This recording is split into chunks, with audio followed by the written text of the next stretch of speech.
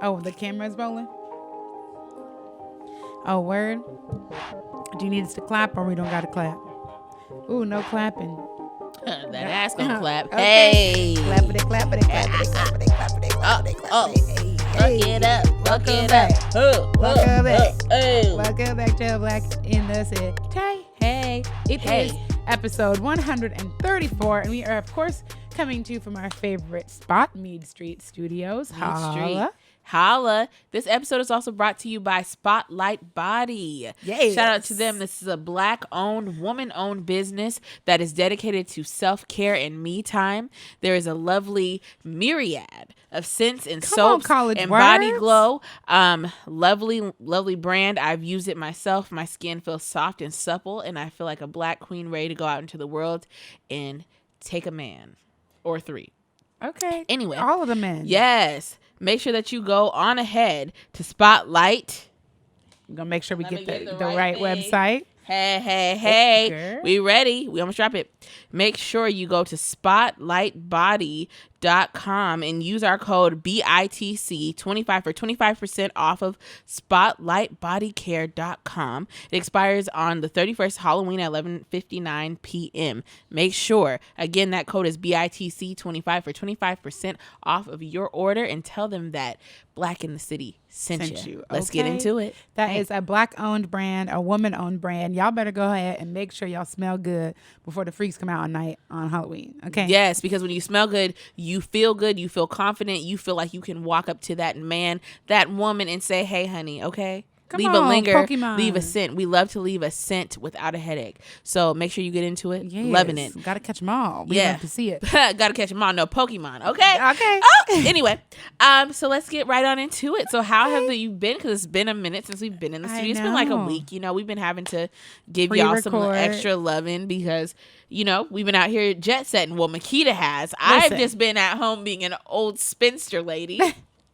That is not true. I just had some things that I had to go do. And so we had to do it. Yeah, don't sound like a drug dealer at all.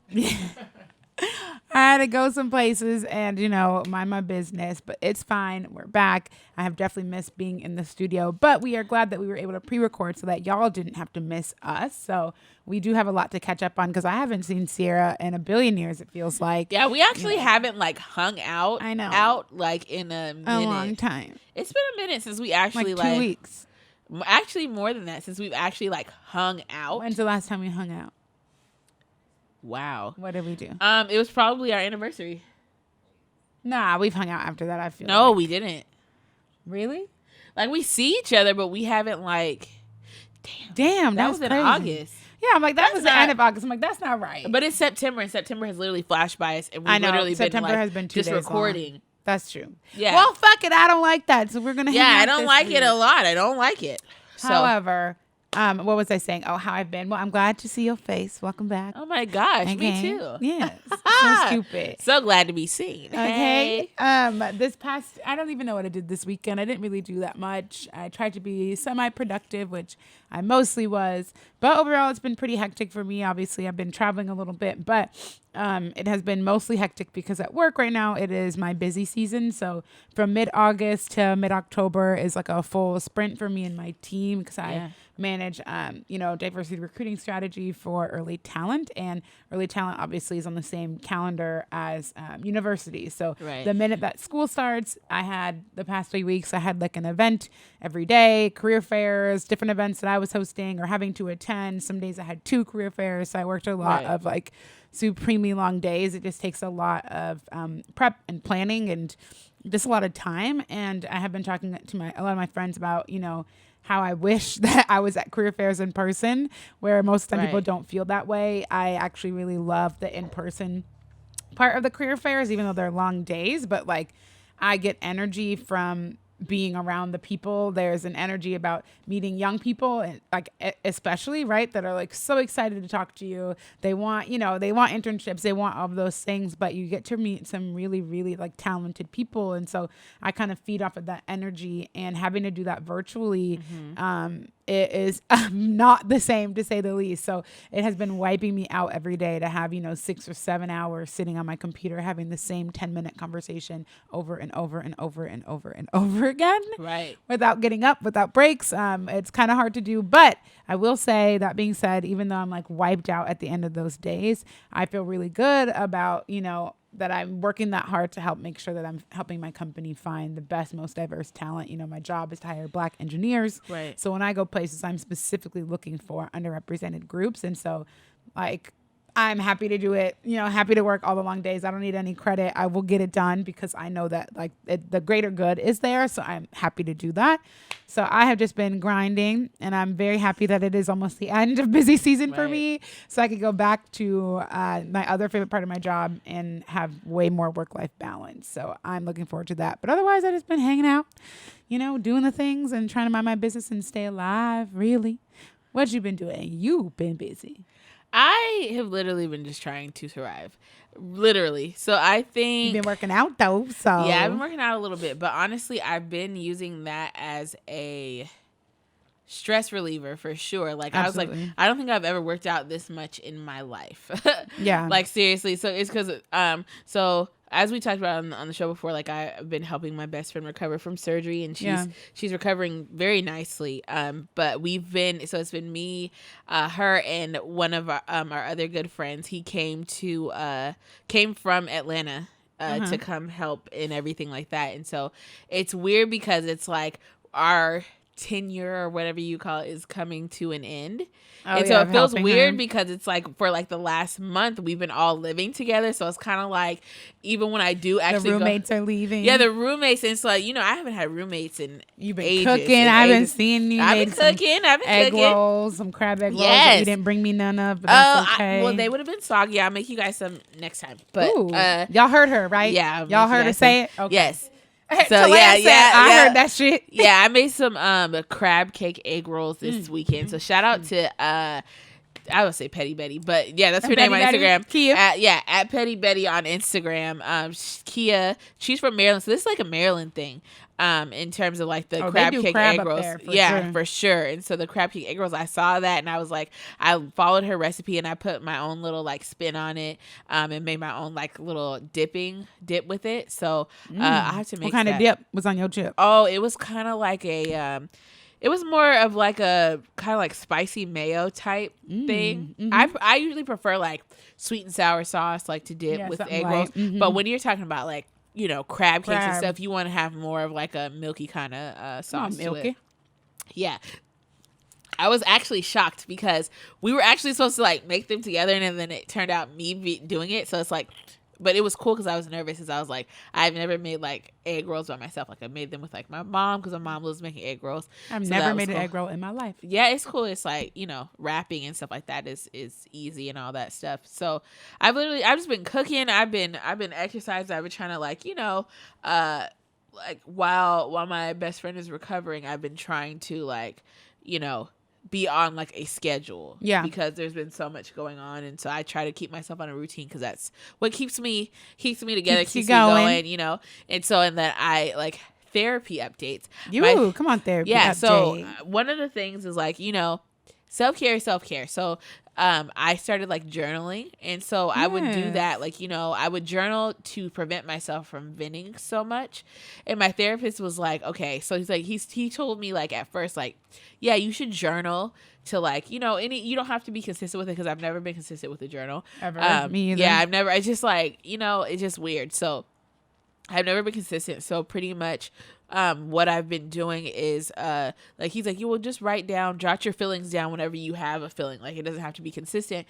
And so then when we were in therapy, it was a thing that I learned that I'm actually journaling not only to stop myself from venting, but it's also stopping me from actually being vulnerable and saying how I feel about things. Wait, journaling is stopping you from it? It's like I use it as a crutch.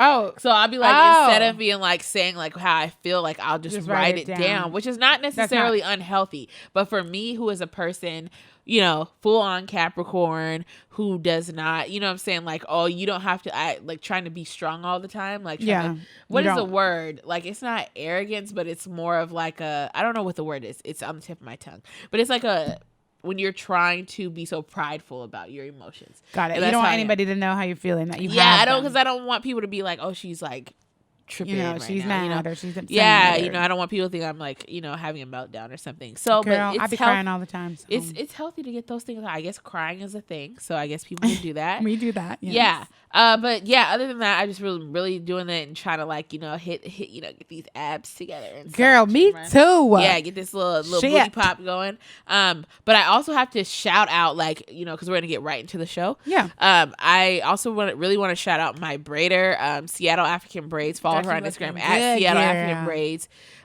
because she always like hooks me up. Like, so yesterday I had an appointment. I had an appointment today at 8:30. I showed up to my appointment yesterday at 8:30. And so she was like, oh, shoot. Oof, that's crazy. Yeah, this woman, I watched her do like 3 or 4 heads and did mine in between and then did mine real quick. And she hooked me up. She was like, she's like, I'm not going to make you. She's like, I'm going to do your hair. I'm not going to make you leave or whatever. And so she got that done. Like, she hooked me up. Like, that's cute. That's nice of her. And so I appreciate her. Like, when you are loyal to your, I was like, at the end of the day, at the end of the day, I'm getting my hair braided. But she really always like make sure that she can fit me in. And she's always, not even with just me, but I've seen her with other customers be very, helpful and very accommodating with people. And so she's just such a gem, because at the end of the day, it's like literally she be hooking me up. And so like definitely follow her, because she's always booked and busy, because she's just that good and she's so fast, and she cares about your edges for sure. She cares about your edges, and like if she's not open, follow her story, because she always has people that opening that will cancel. And so them shits be getting booked. I'll be like, I see it, and then she'll have a sign be like, booked. Yeah, it'll be booked like 5 minutes later. So believe me when I say that she is booked and busy. She's a great braider, great person to talk to and chat with. Just follow her. She's great. And that's all I have. Well, shit, we love to see it. What's up? Also, sorry. What do we forget? My mom had a birthday Mama on Marie Thursday. So I didn't see her on her actual birthday because I was working and stuff. So I came home this weekend, which was good, because I felt like I needed to go home, because it just feels like when your world feels like crazy, like I feel like things have been happening, but I just feel like I've just been scattered mentally. And so I just need to go home. I need to be around my mom. I need to be around my family. And so I went home on Friday and brought my mom some of her favorite items and some flowers and stuff. And we just like cooked and stuff. Like my sisters came over. We had it was like it felt good, because I've always grown up in the kitchen with my mom, but I was able to give my mom some pointers about we made black eyed peas, some cabbage. Okay, cabbage, she made some bomb ass ribs, some ribs. My sister made some orange chicken wings or whatever. Okay. Y'all be cooking. Yeah, we made a whole spread, like some cornbread and stuff like that. I kind of messed up the cornbread, but I didn't. It was because she wanted to use a muffin case. It was a lot, but I was like, Mom, I think that the cabbage needs a little bit of minced garlic and some. He said he got to hook it up a little bit. Yeah, minced garlic, a little vinegar or whatever. So I chopped up, I minced the garlic by hand. Come on, fresh garlic. We love that. To see that made me feel hella grown, because I was like, Mom, I think it needs I think it needs. Like, let me help you. We need. Yeah, so it was good, because my mom's the type of cook. She don't follow no recipes. It's like the taste. Yeah. So that was good. I love my mom to death, to life. Not even, we don't have time for death.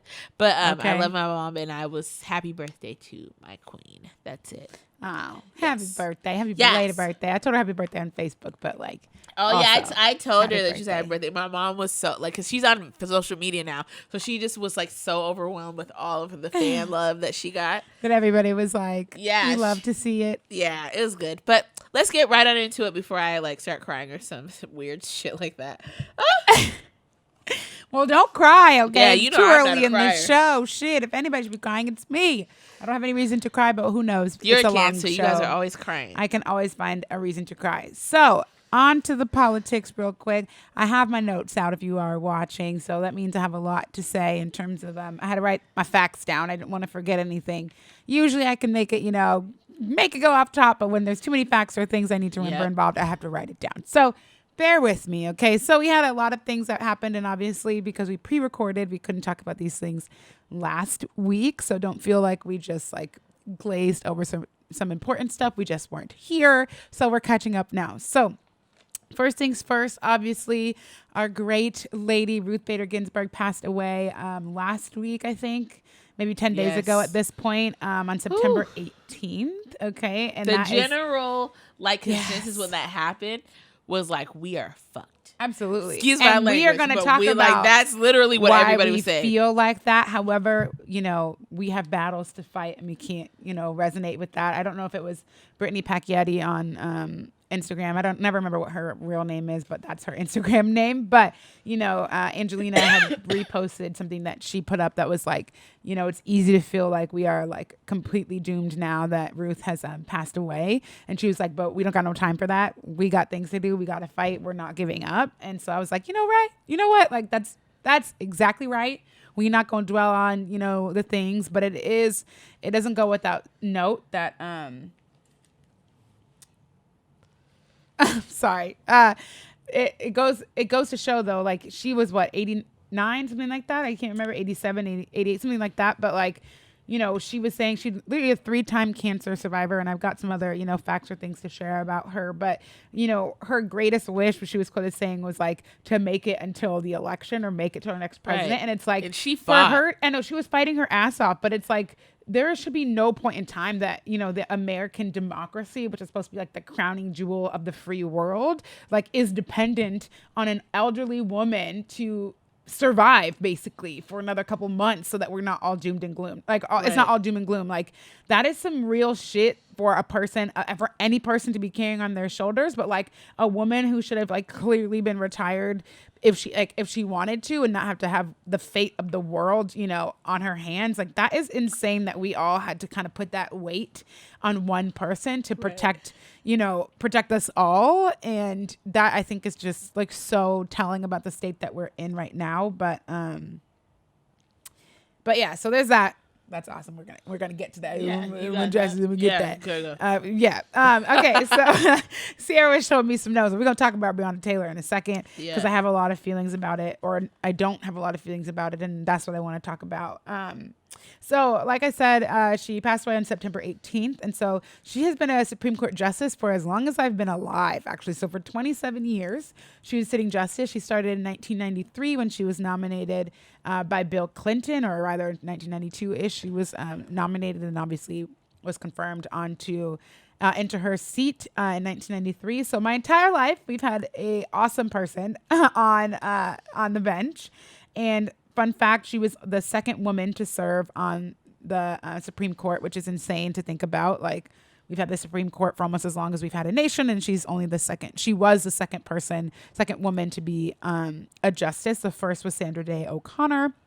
And she was also, Ruth was also the first Jewish woman to serve. I actually didn't know that, so I thought I would share that more broadly. I feel like I probably should have known that, but I didn't.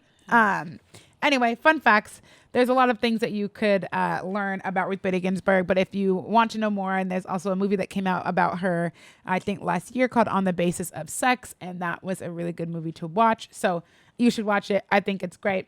You should learn more about her in general. If you don't know anything about her, you really should. She was a pioneer. So really quickly, I want to share, why was her death so crucial, or why were people so, upset about it, or what's the impact, right? So there are now 5, without Ruth, I should say. And I know that I don't know her. She's not my friend, but her name is long to say, and I feel like I'm going to trip over a bunch, and I'm trying to go fast. So she's just going to be my homegirl, Ruth, for the sake of our discussion here today. So there are now 5 conservative justices and 3 liberal justices on the court. So if Donald Trump is able to add a conservative judge, that could mean that we could have a conservative court for a generation, right? So there are tons of implications of having a conservative majority dominating the Supreme Court, right? It's one thing if, there's kind of a break-even split, or, not. We don't need 6-3 is what we don't need, right? That means then that no matter what happens, liberal-leaning judges will not have the capacity to have any majority on anything that comes into the court for a lifetime. And that's too much. There's too much at stake for that. So if there are some people who feel like, who's sitting on the Supreme Court doesn't have that big of an impact, they would be seriously mistaken. So, for example, if you want to think back to 2018 when we had a Muslim ban, or ban on Muslim majority countries, right? And we all thought that that was like the most ridiculous thing. We don't know how we got there. Well, it was a conservative judge that replaced Justice Antonin Scalia after his death in 2016. The person who replaced him was Neil Gorsuch. I never can say his name. Gorsuch. I never say it right. He's a man. He's a man, but he's a conservative man. But he was made the fifth conservative vote that made that ban possible, right? So if Obama in 2016 was not blocked by the Senate, and we're going to talk about these hypocritical people in a second, but if they had not blocked him in 2016 from nominating a liberal judge, we might have seen a different outcome, right? Like we might not have gotten that fifth vote, but we had a conservative judge because we didn't let Obama go ahead and nominate a person, even though he easily should have, but we will see. However, right, the next judge could impact our current stance on Roe versus Wade, the Affordable Care Act, the coverage of pre-existing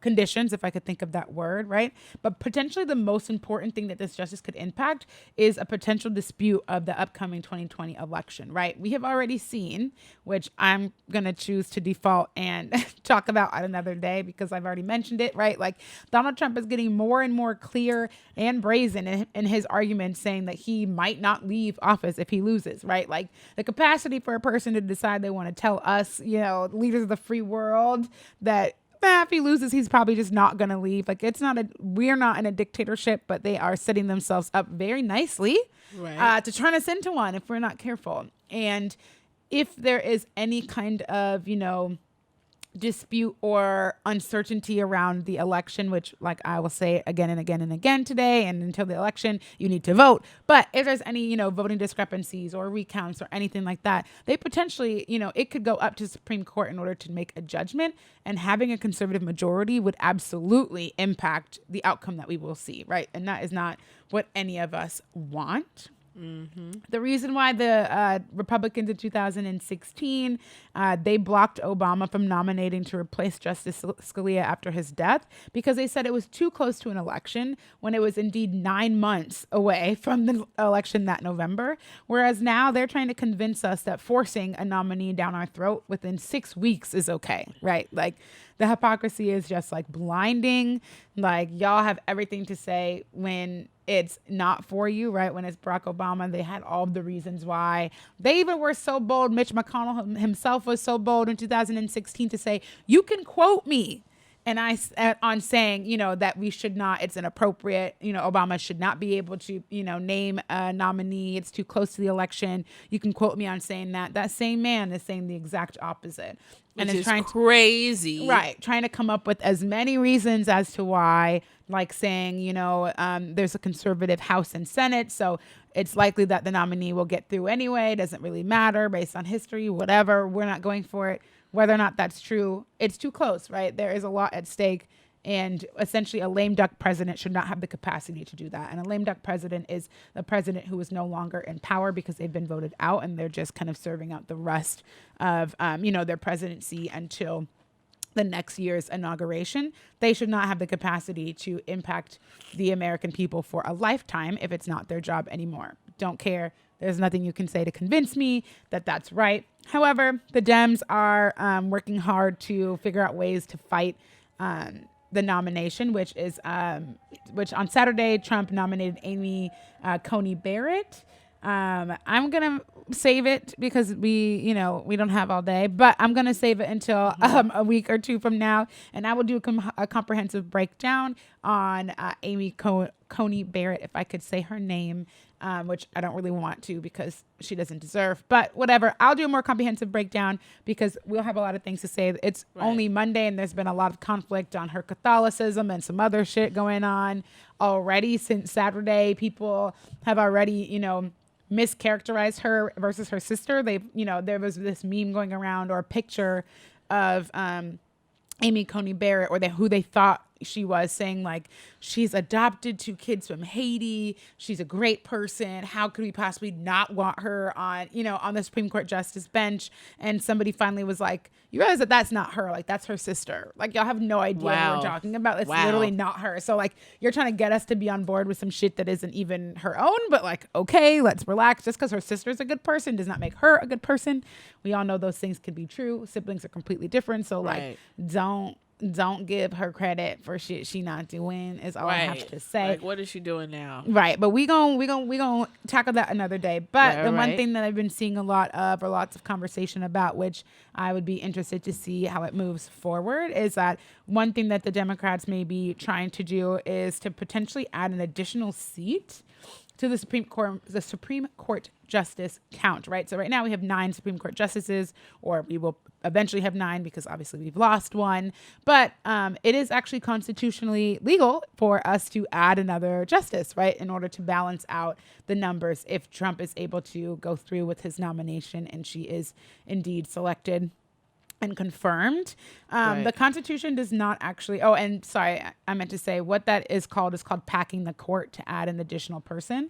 The Constitution actually doesn't say how many justices are supposed to be. It simply says how they must be confirmed and by whom, but it doesn't say how many. So actually the justice count has gone from 6 to 5 to 10, and then in 1869, it actually finally settled at 9, but there is no law that actually says that. They just settled in at 9, and it's been 9 ever since. But we could make anything happen, and I feel like in 2020, pretty much anything is up for fucking grabs at this point. So if we gotta, switch the shit up and put another person on the justice bench, that's what we're gonna have to do, because we're gonna have to do whatever we can to make sure that Donald Trump is not able to damage our country any further than he already has. And I personally would love to keep my reproductive freedoms, and I have no interest in those being taken away from me or anybody that I know in this lifetime. And I don't want to take it away from my children either that don't even exist yet. So I want anybody by any means to make sure that, as women, our right to choose, our options for ourselves are protected as they should be and as we all deserve. So I'm going to be quiet on that for a minute, but I will, of course, do my due diligence and keep everybody updated. Keep us abreast. What's going on with the justice nomination and things happening with Amy Coney Barrett or whatever, little Coney Island, I don't know, whatever her name is. I'm gonna keep y'all posted. The other thing I wanted to tell you before I jump to Breonna Taylor really quickly is that, like I mentioned last week or 2 weeks ago, the first presidential debate is tomorrow night. It is so while you're listening to this, it would be today. So Tuesday night at 9 to 10:30 p.m. Eastern Standard Time. So if you're on the West Coast, that is 6 p.m. for us. Yep. Please make sure you tune in. I know and vote. Yes, I'm vote. Literally so tired of hearing not gonna vote. Black people talking about, I'm not gonna vote, or I haven't voted since this or that election. I'm so tired of hearing that, dude. Literally, you need to vote. There's nothing to brag about. I haven't voted in the last how many elections? I'm not gonna you're a vote. Dickhead. Dude, we don't. This is not the election for that. It's not the election for the games. It isn't. So it's not. Vote. The first one wasn't the election for the games. You see what and happened. Y'all played on my phone, and now we have a stupid person as a president. So make sure you vote. Okay. So what I wanted to talk about, and then we'll be done with politics. The last thing I want to talk about, of course, is last week we obviously found out the outcome of the charges or whether or not the 3 people who murdered Breonna Taylor, if they would be indicted on any charges. And in fact, we got the outcome that one would anticipate we would have had in Kentucky before they even gave us the announcement nationally, or, before they announced it on the news. They already had called in the National Guard, had already enacted a citywide curfew of 7 p.m., I think, that same night. You don't do that if you think justice is going to be served. They knew for a fact what was coming, obviously, because they're in contact with the AG, Daniel Cameron, who is also just a criminal, but I don't even want to give him any airtime on our show because all skin folk ain't kinfolk, but we're not going to talk about him. However, it was clear to me, and I'm sure many other Black folks watching, who were waiting to see the outcome. We knew it was coming. I feel like I always knew it was coming, but it was abundantly clear when Kentucky Yeah. When the city of Kentucky did what they did, put up barricades and all kinds of shit in the city before they had anything to say. We know what time it is. We already knew it was going to happen. Like, I wasn't surprised by it. I was unfortunately numbed by it. I was like, honestly, it really, when that, whatever. We're going to get to it. Don't say it. Say that. Okay, we'll save it. Because I wanted to address that. But really quickly, I wanted to just make sure, we put the facts out here. So there were 3 people who were participated in the murder of Breonna Taylor. However, only one, Brett Hankinson, was actually charged with something. He was charged with a Class D felony. He was charged with 3 counts of first-degree wanton endangerment. And actually today, should we explain Monday, what that means? Yeah. It basically, I'm going to say what it means, but it basically means nothing. That, it says, this nigga wanton did nothing. Yes, Shit. Exactly. So it's 3 counts. 5 years. He's going to get 3 to 15 years potentially, which we all know he's probably not going to get any of them. But it essentially, wanton endangerment means that, or those charges were brought against him for endangering the 3 people in the neighboring apartments because a bullet went through, I think, a sliding door and another piece of the wall. And so endangering the 3 people in the neighboring apartment, demonstrating, and I quote, extreme indifference to human life. So he was brought up on charges for endangering the lives of the people next door, but not for the life of the person in which they murdered. So no charges were actually brought for her murder, which is exceedingly interesting, seeing as her family has already won a wrongful death suit against the city for which they paid. So it's like, so you didn't paid do anything wrong for wrongful death. Okay. The city, you've already cut a check, so you know that y'all are responsible for her death. However, no criminal charges are going to be brought against her murderers. But like, okay, so Brett Hankinson, of course, has been fired from the police department. I feel like that's the only way that police officers actually get fired. And he is now, like I mentioned, facing between 3 and 15 years in prison. So we're following it along. And then I feel like, what did you show me a second ago on your phone? I meant to say that loud. Yes. This was from Tiffany Mallory. I want to make sure that I don't say it wrong off of my memory. So I'll let Sierra pull that up on her phone. But there was just an additional kind of development here today, obviously. Yes. After he pled guilty today. Tamika, not Tiffany, my apologies. Tamika Mallory. Got it. And so it came from the Kentucky Trial Court Review. So a grand juror who was investigating the Breonna Taylor case has filed late this afternoon, so today, a motion that basically says that AG Cameron, I can't read or talk today, excuse me. The motion says that AG Cameron Coon. Right. Yes, AG Agent Coon. Let's go with that. He screwed us over, and the grand juror, I cannot talk, wants everything released. So what we are going to see, I hope, in the coming days is that we're going to get to see lots and lots of files, or at least a public, breakdown of what happened in the investigation, which we know is nothing. Yes. We've already seen the past couple of days some body cam footage that has come to the public eye, where it is clear that 2 of the officers they compromised. They broke, I think what I read said they broke at least 4 or 5 different procedural rules that they are trained not to do. They compromised the crime scene, a variety of things, besides not providing medical care as they're trained to do to the person that they gunned down in her own home while she was sleeping. They also then did a billion other things that they know they should not do. And we all wanted to know, like, where's the body cam footage? They have it, right? And we gonna see it, right? And not to mention the fact that it was reported today that the ballistics do not support her boyfriend shooting at police officers, right? So they said that her boyfriend was shooting at the police officers, and evidence does not support that. So somebody is lying, and something in the milk ain't clean, as it always is with these cases. But absolutely. But the one thing I wanted to talk about is that, like, I don't know whether it's a good or bad thing. And quite frankly, I think it's kind of a bad thing. But I had zero hope for a positive outcome for the Breonna Taylor case, regardless of how much airtime it was getting, no matter how much we talked about it, no matter how much we said her name. I personally didn't feel an ounce of faith that we would. Oh, come on. Bless you, bitch. Bless you. Bless you, bitch. That was a big one. I couldn't even hold it. I couldn't contain it, girl. My ears was about to pop. My whole ass was about to pop out. Yeah. I'm glad you're still with us. Shit. Yeah. That might have took you out. I will see, bro. That was funny. Very good, very well timed comedic relief. But didn't have any faith. Oh, yes, as I was saying, I had no faith for a positive outcome. But what I found to be the most interesting one, kind of like reflecting a little bit, because at work, a lot of, my Black colleagues and stuff said they were having a hard day, or, I mean, as they should, right? As we all should. And so some people took some time off or got offline a little early, didn't want to talk about it. But I heard it and went right back to work like nothing had happened, because I had I didn't have any other outcome that I expected to happen. And then additionally, I personally didn't feel anything. And I think that is a very dangerous space to be in, but I don't think I'm the only person that's in that space, right? We watch people that look like us die every day without consequence. We watch people die at the hands of state-sanctioned violence. We watch people be treated without remorse, concern, respect for human life, without respect for who an individual is, without humanity.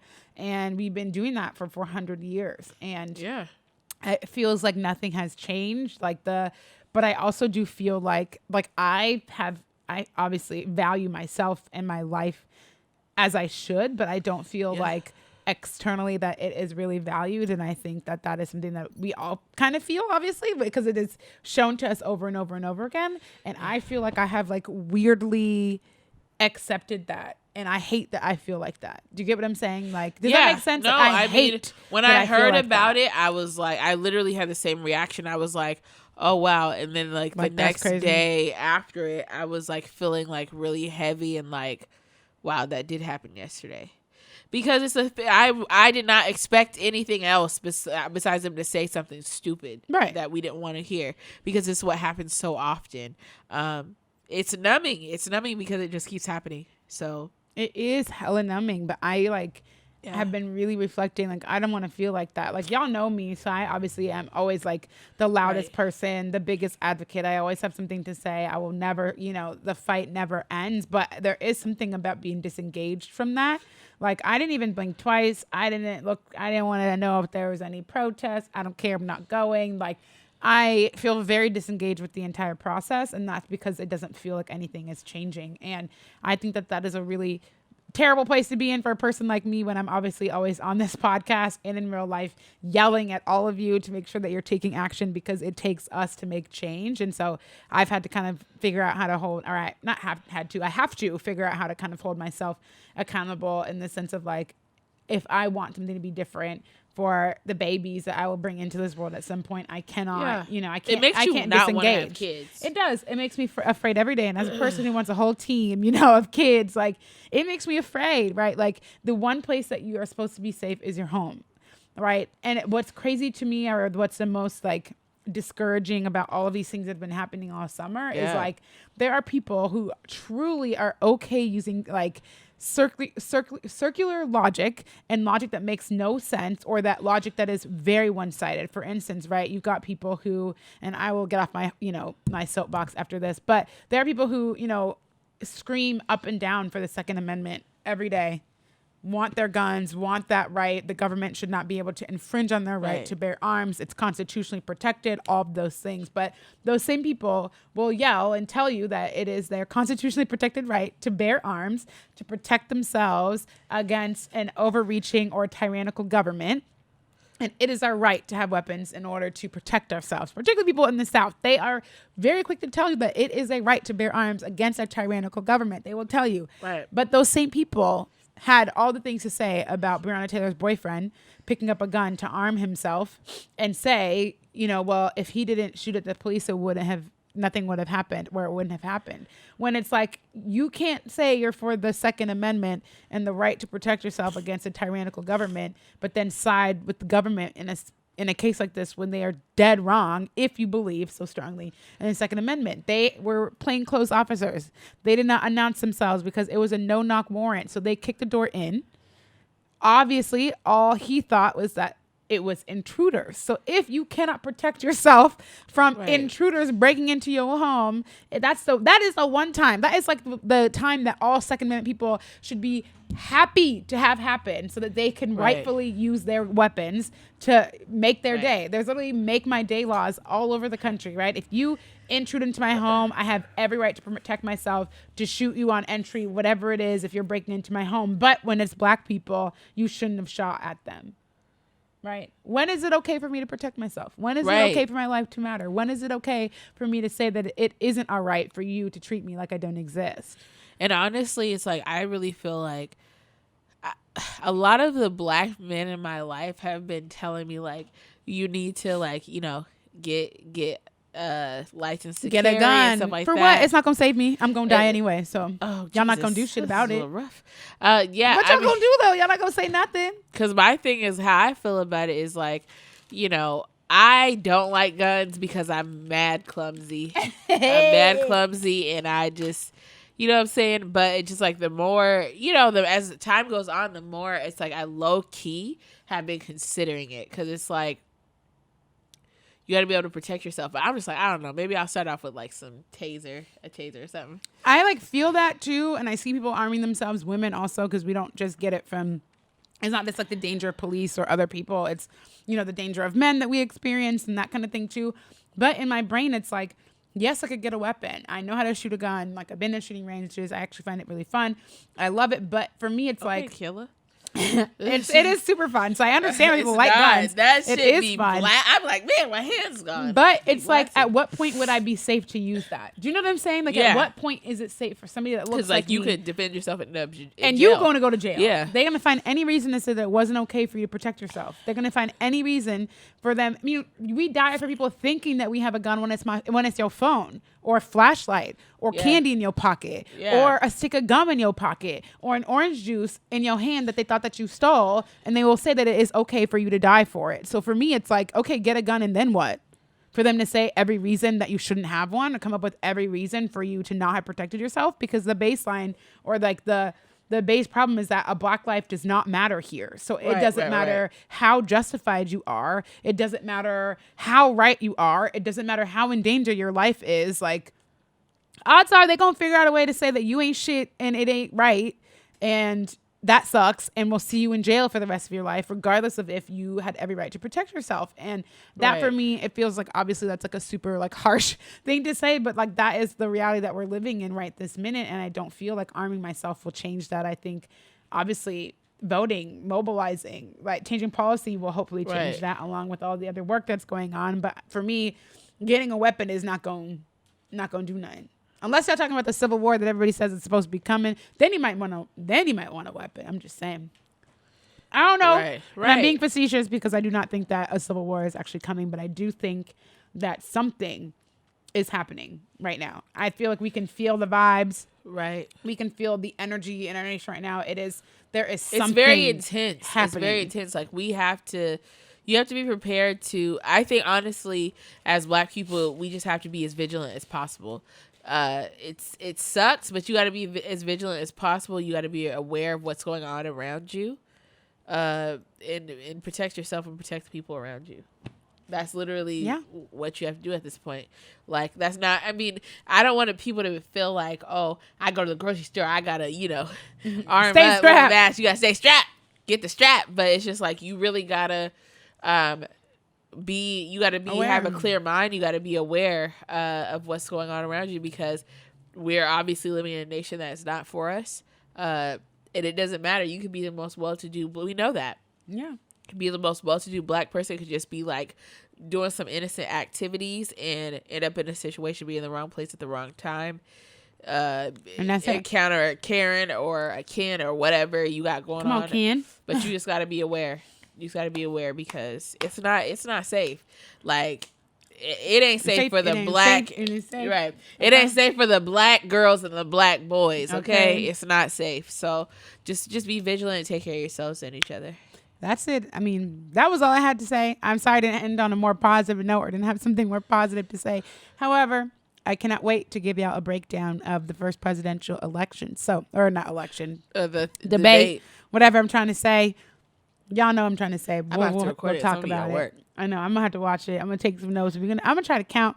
Actually, I'm not gonna try to count because CNN always does it. I don't want to. I can't wait to see how many lies that man tell on stage. That's what I'm excited because apparently he was getting his behind handed to him today on CNN. I haven't checked it out. They said he didn't. He decided he didn't need to practice. He's going to rely on his natural talent and capacity for the debate. Is what oh my gosh, because he's so good at that. He's so good at clearly great. But I also want to say something about like the taxes situation because that's been a real trending thing right now. That he hasn't paid taxes for 10 out of the last 20 years.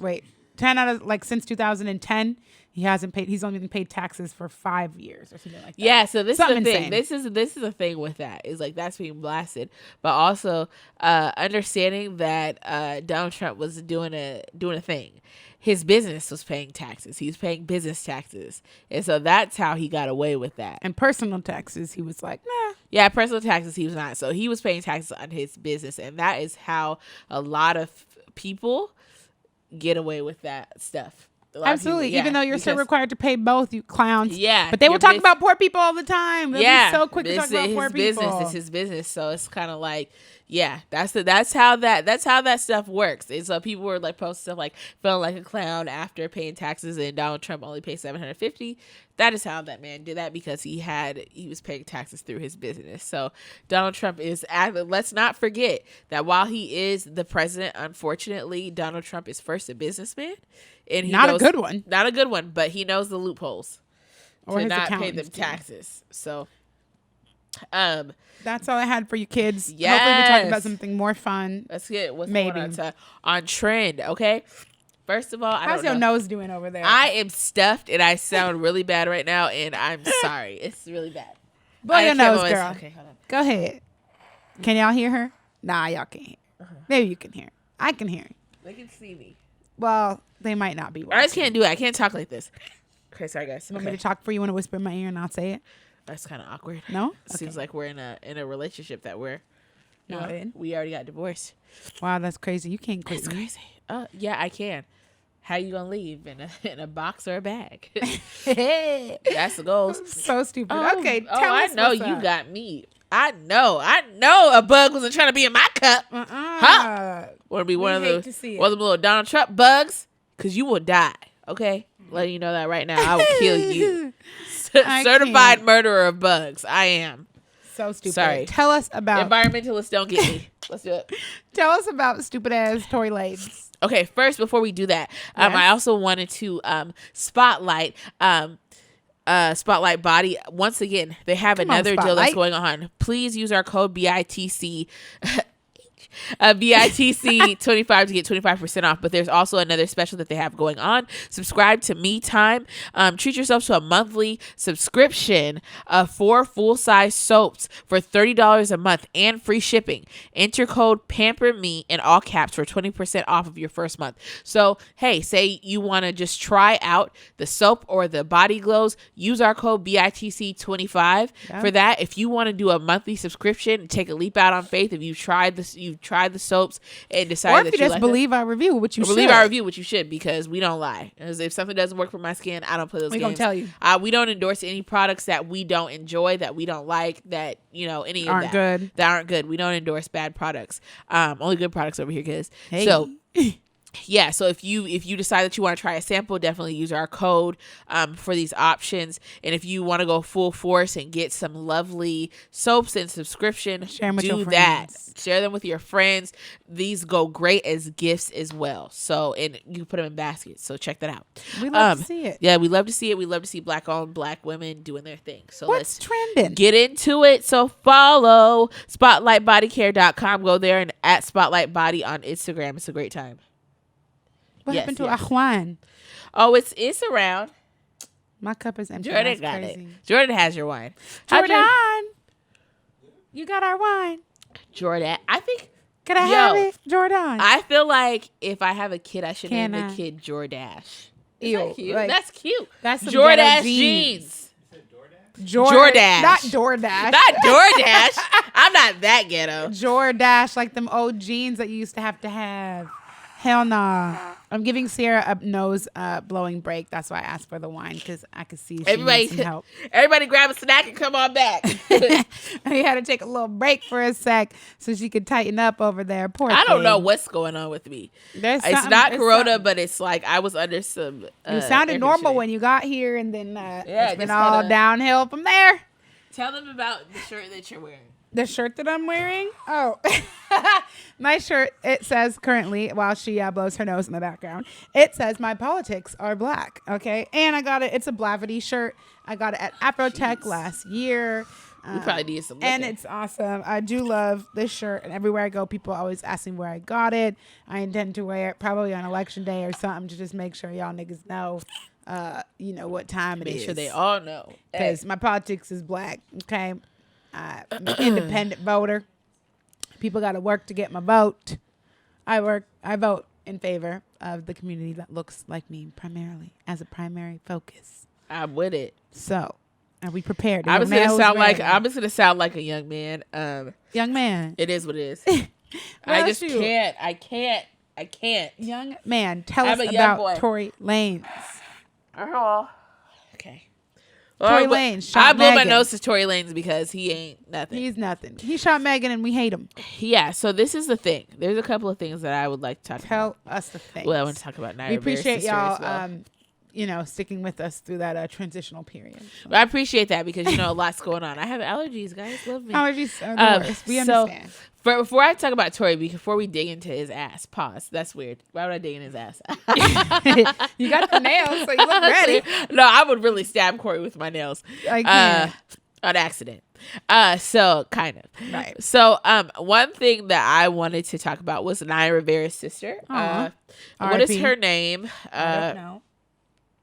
Because I didn't know she had a sister. Her name is Nikayla Rivera. Okay. So apparently the internet is in a frenzy because she has moved into the home with her sister's ex-husband and child. And wait, I'm sorry. Hold on. So Naya Rivera has a baby. He's 4 years old. She has a baby. He's 4. He was with her, and that's who she died. She saved him. And then she died. Yes. Right. Yes. Okay. So that's the baby. Baby. That's the baby she's talking about. Yes. And her ex-husband, whom she had the baby. Yes, and so she's moved in together with her ex-husband, to help raise the baby, and so that's okay.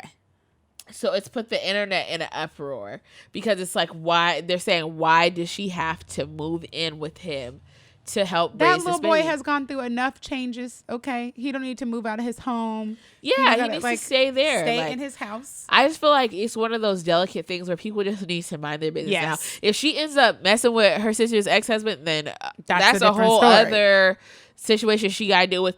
But it's like, low key though, I don't even know if it's necessarily like a karma thing, because back in the day, like Bible days, that's what used to happen. Like it was totally. Like, when whoever dies, yeah, like you get the next husband. But I'm not saying that she's doing that. You get the next cousin, you get the next husband or whatever. It's like when somebody dies, it's like they take over the family or something. Totally. I'm not explaining this well, but y'all know what I mean. Yes, we do. So, with that, I just feel like people need to get off her back because she addressed it.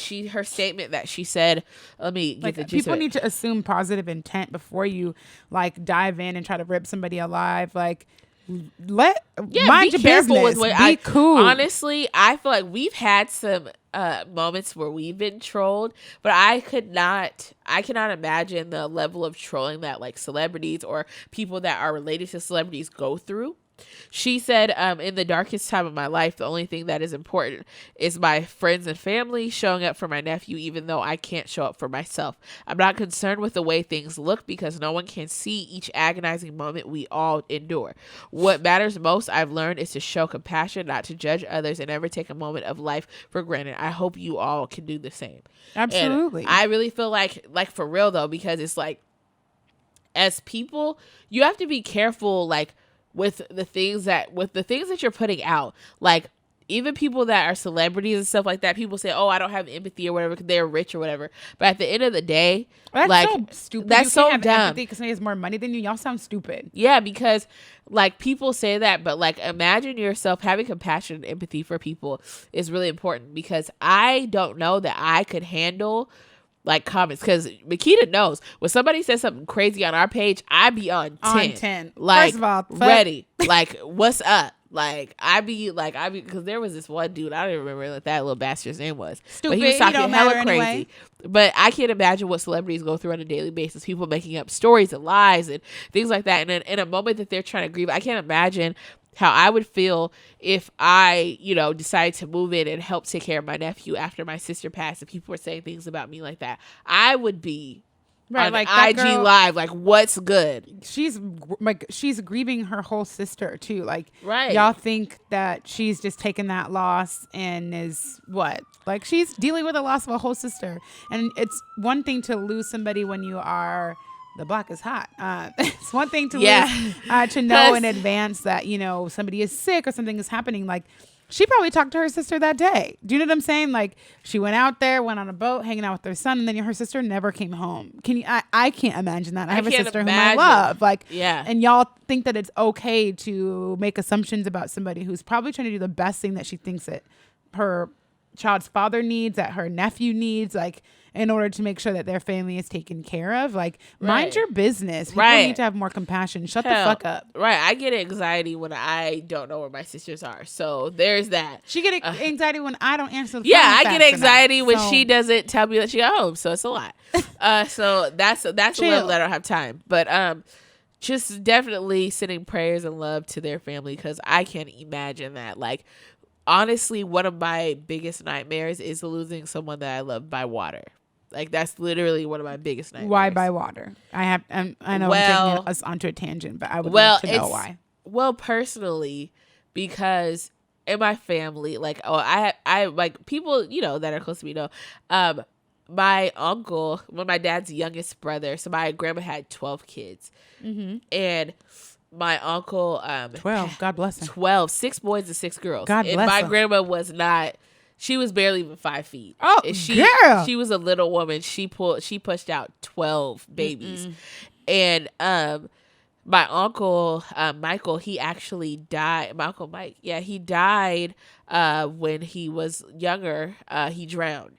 And that was because his siblings, like my dad and others, like, they decided to go play in the water, and my grandma told them not to, and he ended up dying. Mm-hmm. And so my entire life, I have always had anxiety around water, because my dad has placed that anxiety on us, because he was always very, like, a stickler. Like, my kids are not getting in the water. My kids are not going to be around water. If I'm not there, like, because he has a lot of, trauma that he still deals with to this day. Yeah. From that, like, when I'm out on the water, I don't even tell my dad when I'm out on the water or boating. I don't tell him anything, because he gets anxiety around it. I can totally understand. Yeah, and so for me, thinking about that, it gives me anxiety, and that is probably anxiety that I haven't inherited, but historical trauma. Yeah, so that's one of my deepest fears. Well, there we go. Nobody gonna drown, so we're not dealing with that. So, well, thanks for sharing, because I really didn't know that. So now we all that was a thing. That was a thing. Now we know. That was a vulnerable moment. I'm working on it. My therapist will be proud. We love to see it. You got to talk about it. You didn't journal it. You just I didn't journal it. We love it. Yeah. But now, we're going to talk about Tory real quick. We're going to talk about Tory real quick. So, as we all know, Tory Lanez has been accused of shooting Megan Thee Stallion. Because he did that shit. Right. She came out and did a live and talked about it. So, Tory, he came on Instagram and said, he made it seem like he was going to get on live and tell his truth. Yes, at 9 p.m. So, we all were like, okay, cool, we ready. But he flipped it on us. Tory did, he dropped an album. He dropped an album, like, you idiots, talking about, like, the incident, dropping details. He was talking about, I didn't stream he did that. So for somebody that was dealing with a situation, as a business person, that was dumb and smart at the same time, because then he got people to stream his music. That was it's all okay the because point. people want to know, they're nosy or whatever. But it's also dumb because you are also profiting off of domestic violence against Black women. And that was dumb. When Black women are most of your whole audience that you cater to, as a person who sings R&B music about women and sex and all the things. Women are obviously, and black women are obviously your target audience. So like, right. Way to set yourself up for the loss. What a dummy. Yeah. So I listened to snippets on the Shade Room. I was not streaming that. Fact. And so he talked about Megan. He actually mocked Megan in one of his songs, talking about like pretty much it made it seem like she was like jealous of Kylie Jenner. He talked about how he like pretty much had a crush on Kylie Jenner. He talked about Kehlani. He talked about how him and Kehlani were friends and she didn't even call him and took him off the album. And he talked about JoJo, which first of all, JoJo is a OG, is a treasure. And he tried to say, oh, nobody listened to JoJo anyway. First of all, Tory, shut up. Because we do. Okay, JoJo can sing a lot of people out of the water. So first of all, don't talk about JoJo like that. Chill. Mm-hmm. He also talked about J.R. Smith too, Asian Doll. Yeah, like, Asian Doll was like literally where I come from. We put people in body bags. Shut your mouth. Right. So you'll get fucked up. Yeah. So we don't want to perpetuate violence, but it was like, Tory, chill out. You're from Canada. Chill out. So you from Toronto, my dog. Drake is harder than you are. Okay. Yeah, chill out. So yeah, so essentially, he goes in and he's saying all these things. He said to Megan, like, how could you have been shot and it didn't hit any tendons or bones? Well, first of all, that's called a miracle. That's one. And also the hospital actually came out and said, no, she really got shot. Cedars-Sinai. Like, why would she have to lie about that? And let's also just pause right there. The fact that like the universe or the people at large like were giving Megan such a hard time that the hospital thought that they should release her records to help like support her credibility. A lot of, companies and magazines have outwardly been like, we're literally never, we're never talking about Tory Lanez in our magazine. We're never hosting him, whatever. Like, so many people have come out in support of Megan. But the fact that a literal independent hospital was like, here are her hospital records that we can share. Like, here's what we can share about like this incident. Like, a hospital should not have to verify what the fuck a person is saying in that way. She said she got shot. She shared a photo of her foot. That's it. Yeah. And my thing is like, that's it. People are saying like, okay, she didn't press charges. That's one thing. Like, that might be because of, where she comes from or whatever the case is. She told y'all that, sorry, I feel like I'm interrupting you. Yeah. But no. She told y'all, she felt like, why would I want to endanger another black person that is with me? She made the choice based on race rather than her gender and her own safety to protect the idiot black man that did her physical harm.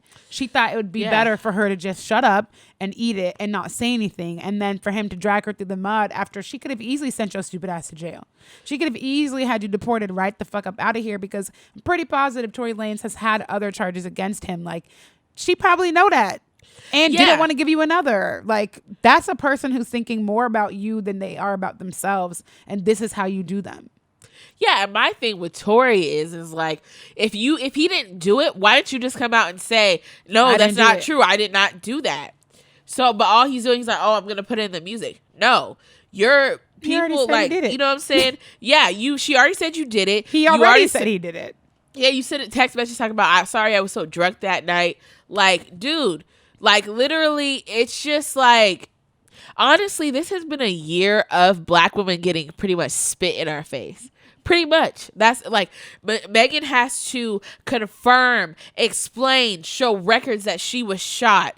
Like, literally, what is the justification for this? Right. Like, if you shot at her, first of all, you even pointing a gun in her direction, you're dead ass wrong. You're wrong. If you shot at like a warning shot, if it was accident, you were too drunk, say it was an accident. Right. Like, but don't try to drag her and say that she's making it up or wants attention or that's not what happened. Like, you shot her. Yeah. Take ownership. You shot her, and people trying to say, oh, well, in the past she's been abusive or whatever. People trying to bring up her. Like, why? Like, as a like, why are you? Everybody trying to find some kind of way to justify her being shot. Right, and there like, is no it's justification. So like she has to show and prove, and it's so disrespectful. It's crazy, And honestly, this leads into the next thing. Tory Lanez can really like choke on a penis, honestly. He can do that. Like, he really can, because it's just like, you're disrespectful, and then for you to profit off of that, but then you're saying in the same breath that you're calling her a liar, pretty much in so many words. You're calling her a liar in so many words, but then at the same time, you're pretty much saying, like, I still, like, love you and kind of, like, you know, want to be with you. But so look, this is what you're doing. You're calling this black woman a liar. You're uplifting a white woman in the midst of that, but then at the same time telling her that you could possibly, you know, you want to rekindle things with her.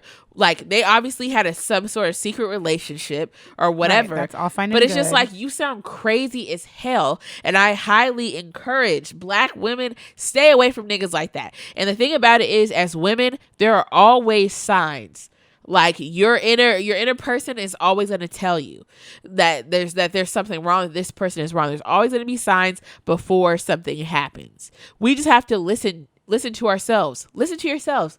Don't tell yourself that you're wrong, or, oh, maybe I'm tripping. Like, literally. Don't try to justify Don't try to justify, because that's how you end up in some shit.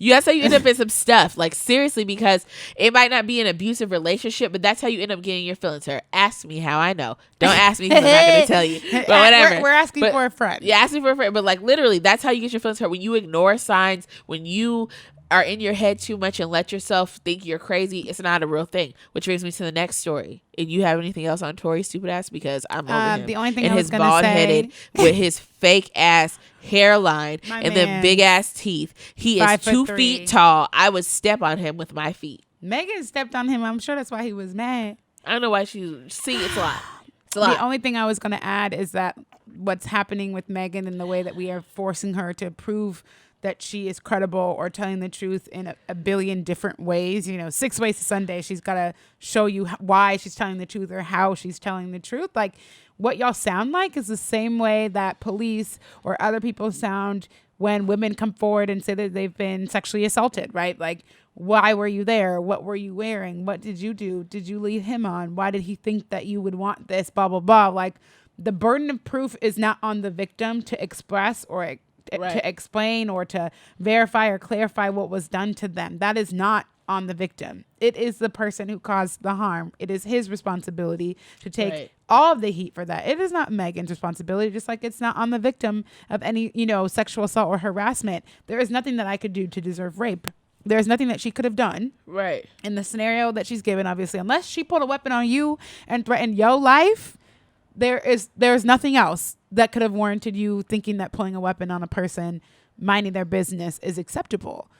There's nothing else. And so the same language that we use, and people want to say that it's just, it's in jest, it's jokes. Right. All of that behavior is inherently violent against women. Full stop. So if you think that only physical violence is what creates violence against women, you are mistaken, right? You're sorely mistaken. Emotional abuse, mental there's abuse, so many all of those things that happen before physical abuse takes place. And all of that is violence. So please make sure that you are educating yourself. If you understand the concepts, please educate your friends, because there's some men in these streets that are just miles behind and so stupid. And those are the ones who are causing harm, like Tory Lanez, stupid ass. Okay. Yeah. So talk to your homeboys, but that's all I have to add. Speaking of dumb, stupid niggas. So Slim Jimmy from the group Race Murmured, which I hate that name. Race Murmured. It's eardrummers. Murmured. Honestly, the only person I really care about is Sway Lee, even though he's got a lot going on. But Sway Lee is like the star. That's always been the thing. Sway Lee is like the star, and then Slim Jimmy is like the thing. So Slim Jimmy, he's a thing. Right now, Slim Jimmy was accused of knocking out the front tooth of his pregnant girlfriends. Pregnant. He knocked her tooth out. Pretty much he got blasted by one of her friends who actually helped her get medical care. She had to get veneers and stuff. And Slim Jimmy said, "Oh, this is not true. You'll be hearing from my lawyers." But then there was a screenshot of the apologies that he was making to her. Yep. "I'm so sorry. I didn't mean to do this. Da, da, da, da." The thing about it I'll take care of it. He even said, "I'll take care of it. I'll pay to fix your teeth." Like, it's clear that he did the shit. Right. And we've seen this story before. We've seen the story before with like Fabulous and things like that. And my thing about it is that people want to give people, like, you know what I'm saying, give them slack. But no, this is the thing, ladies. I'm never going to victim blame. I'm not going to victim blame. But one thing that we as women have to like be aware of is pay attention to signs of things. Yes. Is a dude that's hot tempered, that shit is not cute. It's never cute. A dude that has a jealous rage. I was gonna say too jealous, not cute. Definitely, because at the end of the day, anybody can end up in any situation. Like anybody. You don't ever say I'll never be that girl. I'll never be that, because when you never, like how Brandy said, never say never, because you could end up in that situation. But also be vigilant about the people that you are dating. Again, let's be very clear. I'm not victim blaming. I'm not saying like you gotta like, well, because you weren't paying attention to the signs, this is what happened to you. I am not victim blaming. This is just wisdom. Pay attention to everything that your partner does. This could be man or woman. Pay attention to that stuff. Pay attention to how they react to intense situations. Pay attention to that stuff, because that matters. And it is not your job. Be very clear. It is not your job. You're not no licensed therapist. Even if you are a therapist, it's not your job to sit there and try to work through somebody with change with their anger issues or whatever they have going on. Those are the signs for you to get out. Do not wait until a situation intensifies, or, oh, he just had a moment, or, oh, he got drunk and this is that.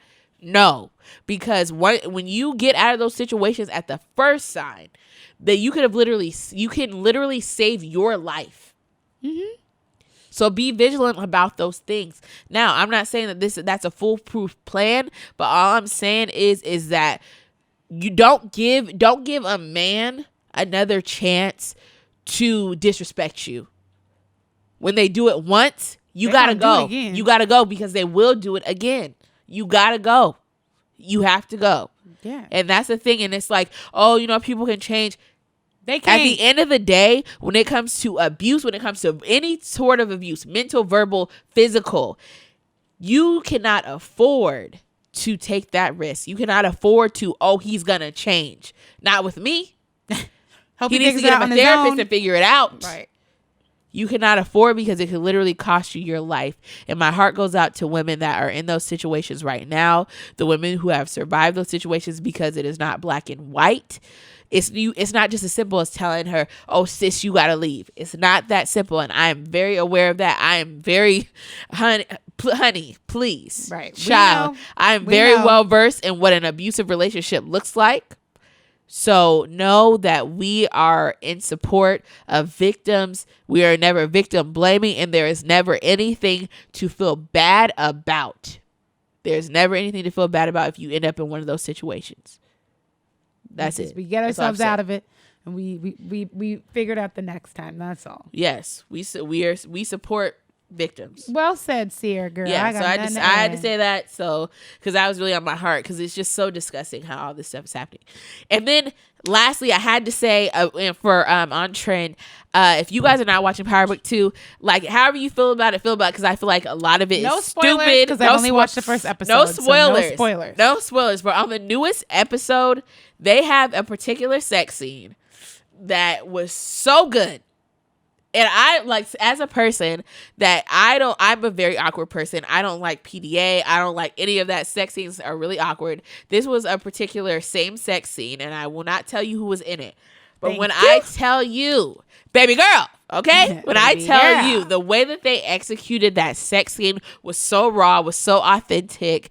It was good. Like, I was literally yelling at the screen, like, you better get that passion. You better get that love. So, because honestly, I really feel like a lot of the same sex scenes usually be like a little awkward.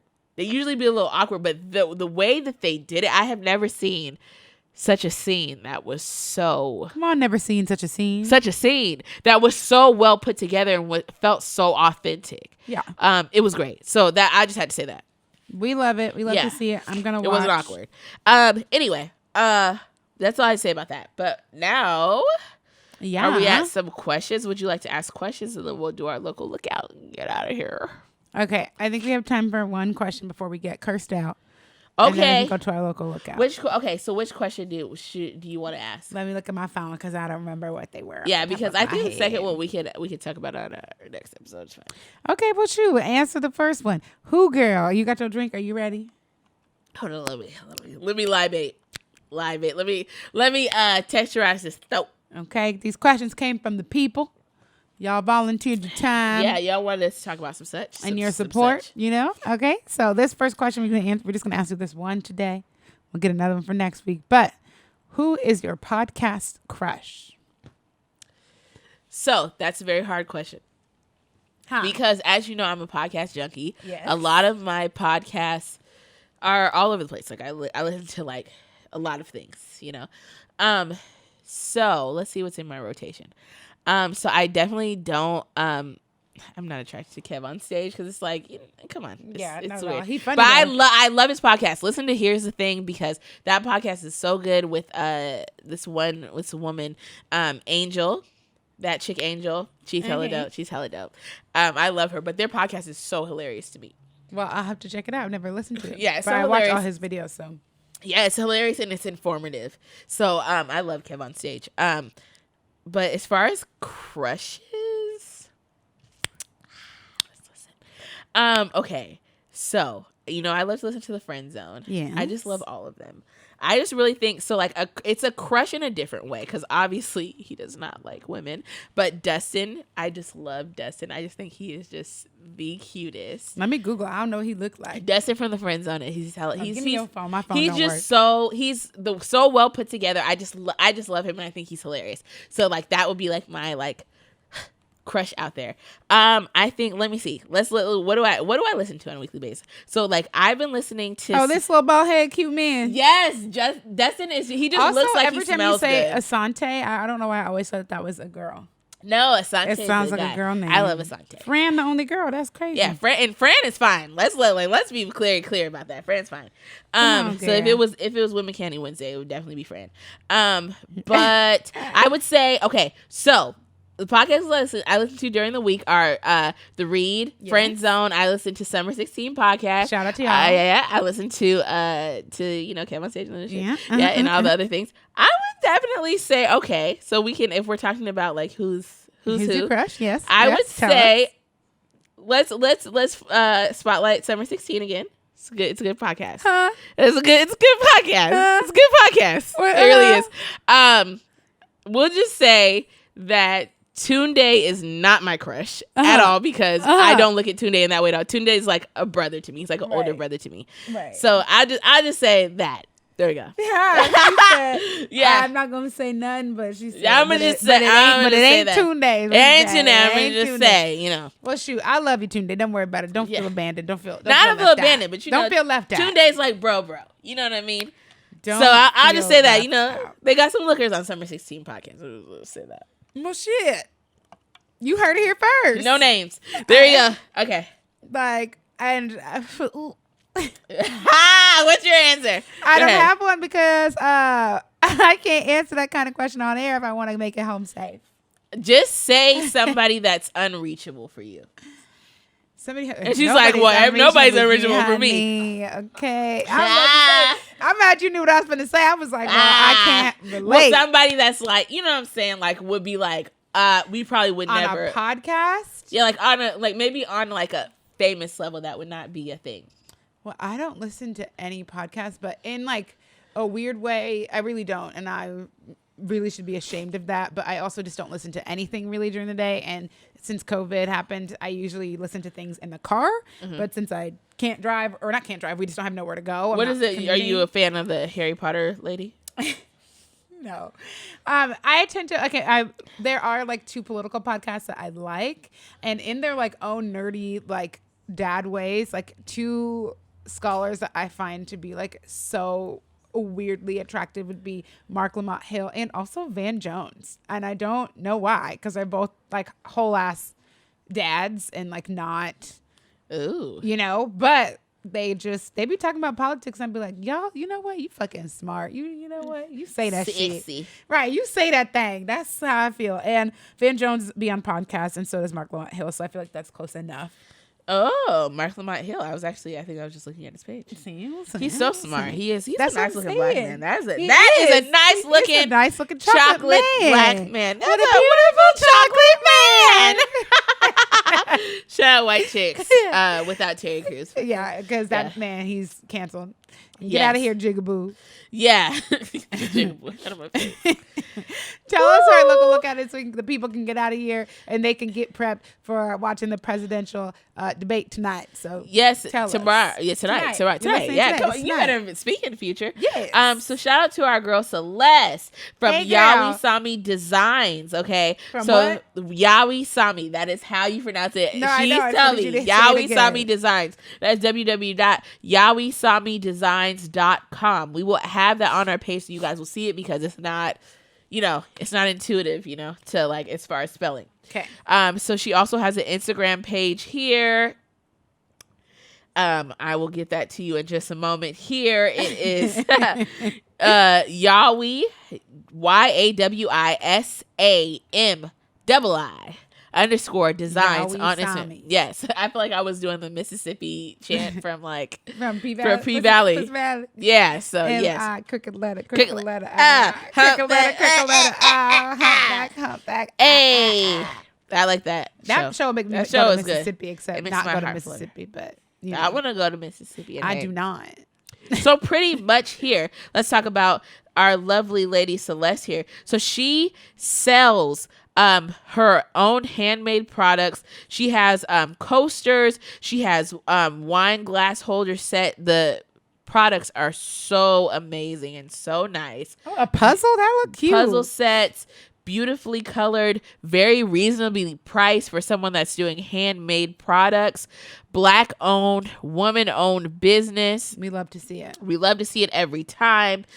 Celeste Blackwell is a home decor designer with an experience in pattern and resin. I'm probably saying resin. Right. Resin creations made specifically to adapt to any setting, a resting place, any resting place. And if you follow her on Instagram and follow her designs and such, she's just such a fashionista, has just such great talent. So definitely follow her and check her out. She's amazing. And do not DM her talking about her prices. Do not try to negotiate with her. We do not do that with black businesses. Buy the product. Right. Buy the product.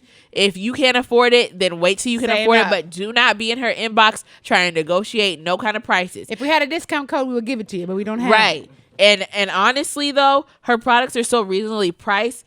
Pay the woman, okay? She's making you your stuff from hand. From handmade products, and they're very reasonably priced. So definitely support this black woman doing her thing. She's great. She's a great supporter of us. So we appreciate her. So definitely check out Celeste. That's all I had to say about that. She's great. Thanks, Celeste. You the best. You the best. Oh, that's a good one. Hey. I know. That's what I said. So yeah, check her out. And I don't have anything else. Me either. Would you like to pray us out? Yes. I would. Yes, I would love to. Okay, everybody, please bow your heads. All right. Woo.